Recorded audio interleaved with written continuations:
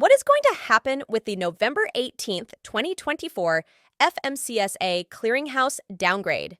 Many people in the trucking industry that have experienced a drug or alcohol testing violation have concerns around the CDL downgrade that occurs on November 18th, 2024.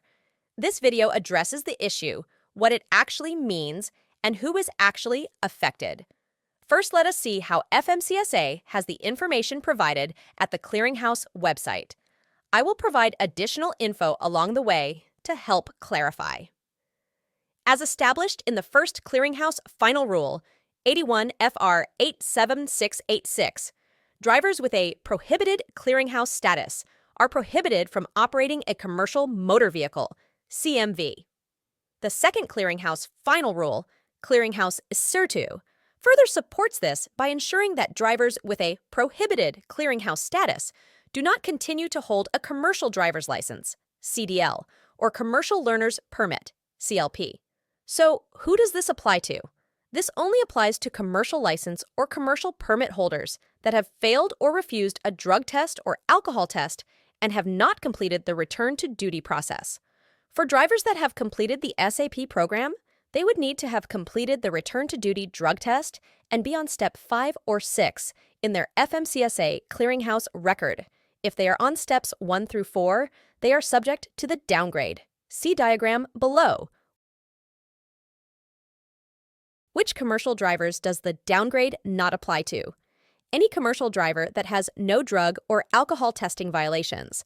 Any commercial driver with a testing violation that has completed the SAP program and has their return to duty drug test updated in the FMCSA Clearinghouse. Note: any green light, no violations, or no longer prohibited status in the FMCSA Clearinghouse will not be subject to the CDL downgrade. See following diagram. More from FMCSA.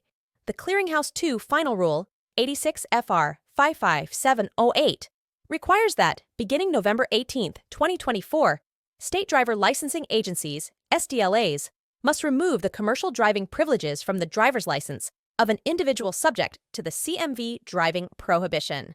This would result in a downgrade of the license until the driver completes the return to duty RTD process.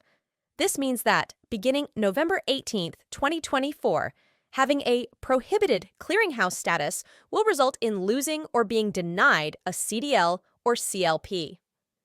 Note: state driver licensing agencies with legislative authority currently have the option to voluntarily query the clearinghouse and downgrade CDLs for prohibited drivers and may do so before the November 18, 2024 compliance date. So what does this actually mean? This means that per federal regulation, each state driver's licensing entity has a deadline of November 18, 2024 to be in compliance with this downgrade action. Many of the states have already started this process and are sending out letters to drivers. The best way for you to determine where you stand with your state's licensing agency is to contact them directly. If you know you have a violation and need to get it resolved, we are here to help. Feel free to contact us to get started with the return to duty process. Some of the questions we have been receiving include: what will happen if I have already been downgraded or will be unable to complete the process in time? Will I be permanently disqualified? Is my commercial driving career over? The answer is absolutely not. You will still need to complete the SAP program and the return to duty process to become eligible to return to safety-sensitive duty. The only difference is that you will need to do what is required by your state licensing agency to reinstate your commercial status after being downgraded. Requirements may vary from state to state. Some may only require a reinstatement fee, and others may have additional requirements. The best thing you can do is find out what the requirements are directly from your state's licensing agency. If you have been considering taking the necessary steps to complete the return to duty process, contact us. We are here to answer your questions and help you with this process.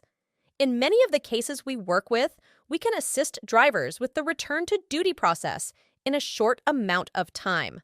Contact us today, 833-436-8727.